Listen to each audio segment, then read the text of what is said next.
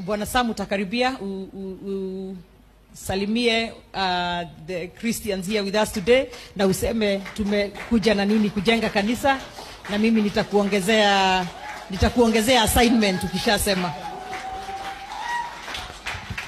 Bwana Yesu asifiwe. Kwa majina mimi ninaitwa Mburu. Mimi ndio bwana ya governor. Bishop, tumefurahi sana kuja siku ya leo. Tumepanga na wewe hii safari miaka moja, sijui miaka mbili, lakini leo tumefika. So tumeshukuru sana, na tunataka kusema pia asante kwa kutuombea sana.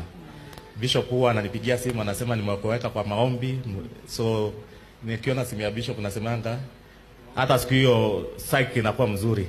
So tunasema Mungu akubariki, na kanisa tutarudi tena siku nyingine na tutajenga. Sisi tumejipanga leo Bishop, tumekuja na 1 million.